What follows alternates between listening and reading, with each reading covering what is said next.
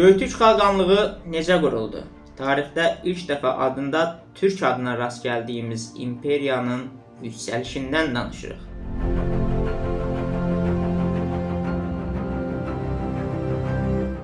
Göytürk xaqanlığı 6-cı əsrdə Orta Asiyada yaranan və sürətlə yüksəlməyə başlayan o dövrün ən önəmli imperiyalarından birinə çevrilmək bacaran dövlət idi.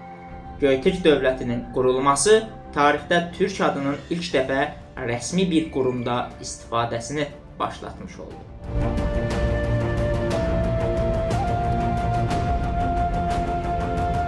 Dövlətin əsası 552-ci ildə Bumung xaqan tərəfindən qoyulmuşdu.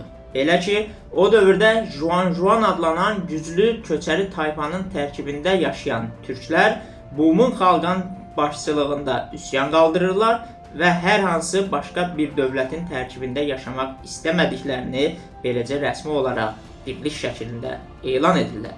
Qısa müddət sonra Bumung xaqan və onun ətrafında birləşən türklər öz mübarizəsini qələbə ilə başa çatdırır və müstəqil Göytürk dövlətinin əsasını qoyurlar. Qısa müddətdə Göytürklərin sahib olduqları ərazi genişlənməyə başlanır. Bumung xaqanın qardaşı İstəmi Yavğunun rəhbərliyində Türk ordusu dövlətin sərhədlərini həm şərqə, həm qərbə geniş əraziliyə yayırlar. Məhz bundan sonra Göytürklərin təsiri həm Avropaya, həm də Asiyaya doğru yayılmağa başlayır.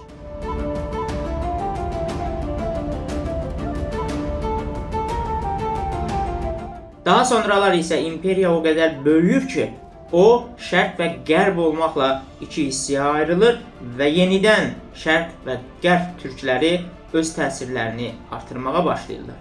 Göytürk xaqanlığının ən böyük üstünlüklərindən biri onun böyük İpək yoluna nəzarət etməsi idi. Həmin dövrdə İpək yolu dünya ticarətində hələ qloballaşmasa da dövlətlərarası münasibətlərdə çox ciddi önəm kəsb edirdi. Çindən Avropaya, eynilə də Avropadan uzaq şərqə doğru yönələn qısa və əlverişli ticarət yollarının üstündə yerləşməsi Göytürklərin önəmini, iqtisadi və siyasi durumunu daha da yaxşılaşdırmasını asanlaşdırırdı. Məhz bunun təsiri idi ki, Göytürklər qısa zamanda həm zənginləşə bilmişdilər, həm də onlar qonşu dövlətlərlə əlaqələrində bundan bir üstünlük kimi yararlanırdılar. Eyni zamanda hərbi səfərlər və ya ticari səfərlər, bütün tranzit məsələlərdə bu üstünlük Göytürklərə əlavə uğur qazanmağa, qısa və effektiv bir üstünlük gətirirdi. Ancaq Göytürklərin uğurları sadəcə böyük İpək yoluna bağlanmalı deyil. Təbii ki, Türk ordusunun özünün həm süvari, həm də digər qüvvələr baxımından kifayət qədər döyüşkən ruhlu olması və qonşuluğunda və uzaq diyarlarda yaşayan rəqiblərinə hərbi meydanda tez-tez üstün gəlməsi də danılmaz bir faktdır. Belə ki, türklərin o dövrdə Göytürklər başçılığında çox güclü nizami süvari dəstələri var idi və bunlar Göytürklərin rəqiblərinə qarşı, xüsusən düşmən cəbhələrdə qələbələrini asanlaşdıran və onlara ciddi üstünlük qazandıran əsas məsələlərdən birinə çevrilmişdi.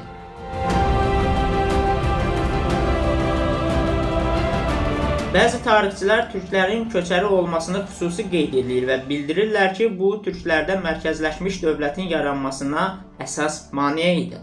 Ancaq Göytürklər köçəri olmasına baxmayaraq onların eyni zamanda oturaq həyat tərzi ilə də tanışlıqları çox geniş yayılır və bu siyasətdə də özünü biruzə verməyə başlayır. Zaman keçdikcə Göytürklər siyasi təşkilatlanma məsələlərində də çox ciddi uğur qazanırlar və bu dövlətin gücünün artmasında çox effektiv təsir göstərir. Sual oluna bilər ki, Göytürklər sadəcə hərbi və iqtisadi cəhətdənmi Türk tarixində iz qoyublar? Əlbəttə ki, xeyr. Göytürklər bu kimi üstün cəhətləri ilə eyni zamanda mədəniyyət sahəsində də ciddi uğurlara imza atmağı bacarmışdılar. Xüsusilə Orxon Yenisey abidələri türklərin tarixi, onların mədəni irsi barədə bizə zəngin təcrübələr, zəngin materiallar irs qoymuşdur. Orxon abidələrindəki qeydlərdən Türklərin tarixi, onların siyasi və digər sahələrdə, xüsusən mədəniyyət sahəsindəki zəngin irsi bugün bizlərə eyni zamanda bütün dünyaya maddi mədəni irs kimi qalmışdır. Nəticə olaraq, tarixdə adında ilk dəfə türk sözünə rast gəldiyimiz Türk dövləti, Göytürk imperiyası türklərin tarix səhnəsinə rəsmi olaraq çıxdığını elan etməsi ilə bərabər, onların sonrakı dövlətçilik tarixində də çox önəmli bir mərhələ təşkil etdi. Məhz Göytürklərdən sonra bütün türk tayfaları dünya tarixində çox önəmli sayılacaq və dünya tarixini dəyişdirəcək dövlətlərin əsasını qoydular və bu zəngin təcrübənin ilk rəsmi elanı elə Göytürklər, Göytürk xaqanlığı və ya sonralar imperiyalaşmış Göytürk imperiyası oldu.